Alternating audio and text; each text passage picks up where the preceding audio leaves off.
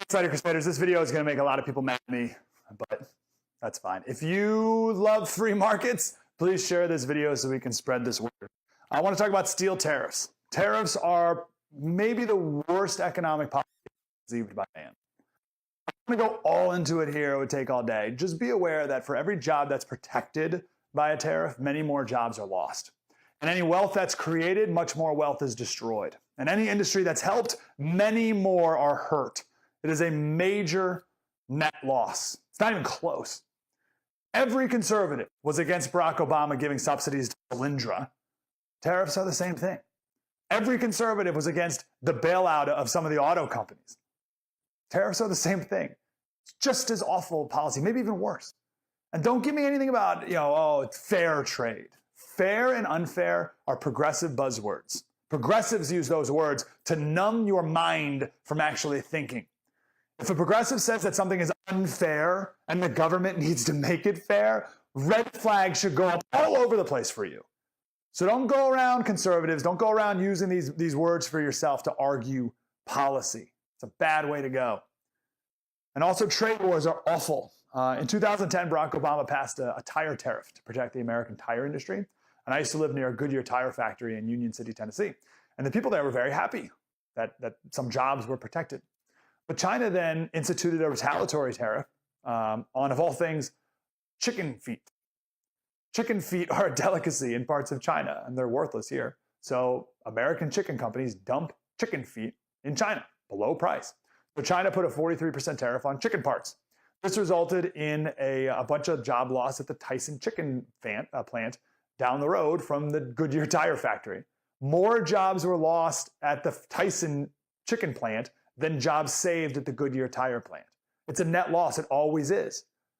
So you can't say, hey, look, I saved one job at the tire factory. Sure, but you destroyed 3 jobs at the chicken plant. Sugar tariffs do this. For every 1 job saved in the sugar farming industry in Florida, 3 jobs are lost in just the candy manufacturing industry, not to mention the price of everything else goes up. It's a net loss. Don't ignore this reality. I tell this to people and they're like, oh, whatever. No. Go to the 3 people at the Mars candy factory who got laid off because of the sugar tariffs and tell them it's worth it because that one sugar farmer, his job got saved. You can't do that. It's a net loss. So, all right, here's a solution. You want to know how to beat the foreign steel companies? Don't make their steel more expensive with tariffs. Make our steel less expensive, meaning lower taxes, decrease regulations, remove environmental regulations, and change labor laws. There's 4 free market reforms to improve the steel industry. Don't go instituting big government policies and conservatives of all people. I also hear people say that we can't rely on Chinese steel in case we go to war with China. Okay, we get something like 3% of our steel from China.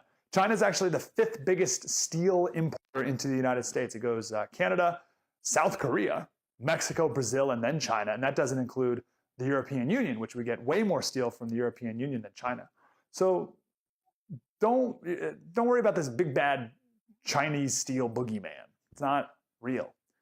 But you probably said, oh, Slater, China's subsidizing their steel companies. It's not fair. There it is again. But they're subsidizing their steel companies to lower the price of steel that they sell here in America. What do you say to that? Good.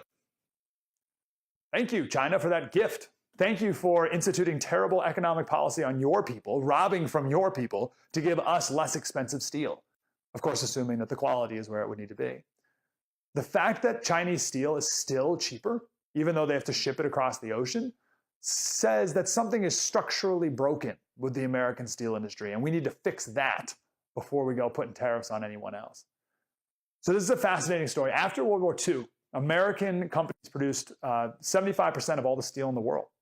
A lot of it because Japanese and German steel companies were destroyed because of World War II. And American companies thought that they would dominate the world market forever. So we sat back on our laurels. We made steel back then using the open hearth method. European companies, after the war, started experimenting with something called the basic oxygen process of making steel. There was an Austrian company, was the first to do it. It was 1948 they came up with this method, and they opened up their first factory in 1952. So steelmakers from all around the world visited this factory in Austria, and then they started investing in this new method. The cost of building this new steel mill, 50% of the old method. Operating costs were 25% lower every year, and this new method made 4 times as much steel in the same amount of time. So this new method could make more steel, much more steel, at a much lower price. What did the American steel companies do? Nothing. 1957, some congressmen said, guys, what's going on here? Why aren't you using this new method of steel production? So the steel executives went to Congress and they told Congress that everything's fine. Everything's great with the American Steel Company and no one will ever beat us. They were wrong. The American companies fiddled. Then Europeans came up with something called the electric arc method of steel production. These are smaller mills that, again, make more steel for less money. And European countries, and Japan and China, started to build this new steel production technology. And we didn't. In the 1960s, American steel companies finally got around to it, finally started to build these new plants. But by this point, it was too late. We squandered our steel supremacy. Why does this story matter? In the 1960s, Ken Iverson took over as the CEO of Nucor Steel. He built the first factory in America in 1969 using the new electric arc method, well after other countries were already doing this. All the other steel companies started begging for tariffs. They started begging Congress for tariffs to prevent people from buying the foreign steel, right? They started begging the government for protection to keep them in business because they couldn't compete. I want to share this this answer from an interview in 1986 with Ken Iverson, the CEO of Nucor Steel, who was against tariffs. The question was, why not at least give the industry some temporary relief? Try to regroup and modernize and find some way to protect the workers from the effects of cutthroat competition. It's always cutthroat competition. That was the question. You want to know what Ken Iverson said? He said, as soon as prices began to rise with tariffs so that steel companies could become more profitable, they stopped modernizing.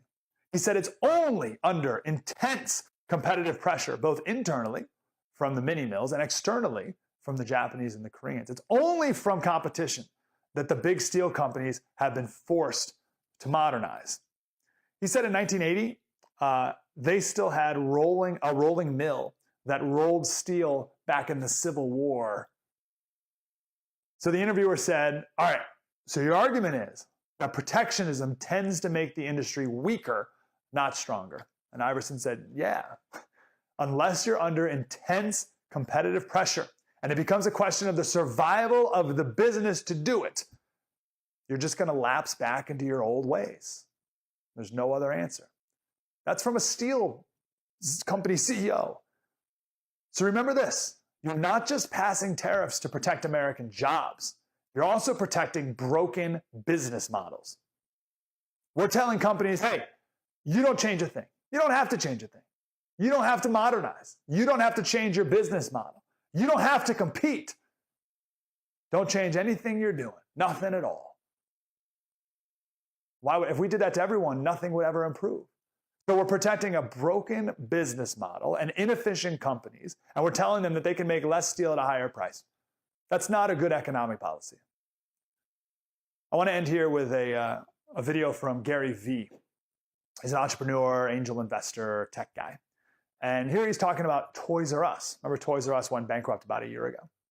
Why? Why did they go bankrupt? And when you don't innovate, you die. Like when you don't change, you die. The world passes you by. And that's ultimately what is their issue, right? They didn't change their stores into, American Girl experiences. Like you could have made Toys R Us 3 years ago could have created the national Lego championships. And everybody would be, there was a million, they could have made slime centers. They could be killing it right now with their locations, but no, they choose to just like sell toys out of it, and none of you want to go there. First of all, you're gonna go to Walmart and pick it up for less money anyway, while you pick up your groceries and everything else, and if you even want to leave home, and you don't, and so you'll go to Amazon and do it that way, or buy it from somebody's YouTube channel link, or Instagram account. It's the best example right now of like how in trouble everybody is if they rest on their laurels. If Toys R Us, the dominant niche retail leader of a humongous multi-billion-dollar category is finished, what do you think is going to happen over the next 6 years in every category? The video is called Innovate or Die. American steel companies didn't innovate. I don't want to protect them from their mistakes anymore. I want them to compete and succeed on their own. SlaterRadio.com for more on this story.